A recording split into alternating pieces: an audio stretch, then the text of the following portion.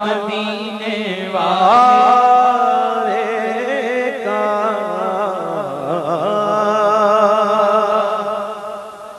کبھی کبھی اچانک جو کلام یاد آتے ہیں نا تو اس سے بڑا مزہ آتا ہے.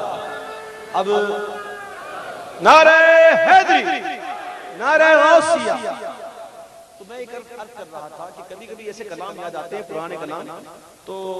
میرے خیال میں یہ کلام وہ کلام میں نے پڑھے ہیں جو شاید ملتان میں نے نہیں پڑھے شاید. اکثر محفل میں بس ایک ہی کلام، دو تین کلام مخصوص ہیں، اس کی بڑی فرمائش آتی ہے تو باقی کلام رہ جاتے ہیں. اس لیے میں نے آپ سے کوشش شروع کی ہے کہ وہ کلام جو کبھی پہلے پڑھا کرتا تھا وہ پھر سے شروع کروں تاکہ لوگ اسے سنتے رہیں اور سن کر محسوس ہوتے رہیں. آئیے انہی پڑھے ہوئے پچھلے کلاموں میں سے کلام، بہت پرانا کلام ہے، جب ہم چھوٹے چھوٹے ہوا کرتے تھے جب یہ کلام پڑھا کرتے تھے، اور اس کلام کو پڑھ کے میں اکثر فرسٹ آتا تھا نعت خوانی کے اندر. دو کلام ایسے تھے تو دونوں کلام کے چند شعر پیش کرتا ہوں. یہ نعت جو لکھی ہے نا، وہ لکھنے والا کوئی بڑا عالم نہیں تھا، نہ کوئی بڑا فاضل تھا، بلکہ آپ کو میں سناؤں، آپ کو شاید نئی بات ہوگی آپ کے لیے کہ ہمارے نعت خال حاج یوسف زمن صاحب ہیں نا، ان کے والد محمد، ان کا نام تھا، ان کا تخلص تھا غریب. وہ بہت عاشق رسول آدمی تھے، نعتیں لکھتے تھے، ان کو مطلب اتنا عبور نہیں تھا لکھنے پر لیکن پھر بھی لکھ لیتے تھے. تو اس وقت ان کی نعتیں میں یہ پڑھا کرتا تھا. وہ کلام کون سا تھا؟ وہ رہے جاتے یہ ارمان ہائے میرے سینے میں، رہے جاتے یہ ارمان ہائے میرے سینے میں، رہے جاتے یہ ارمان ہائے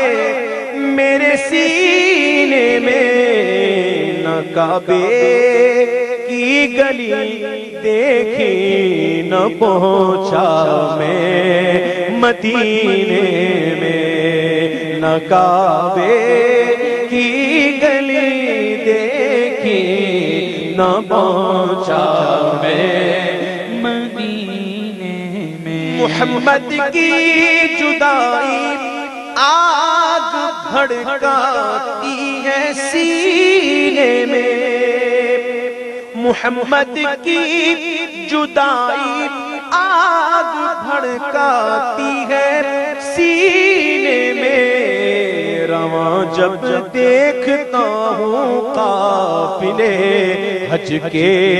مہینے میں، رواں جب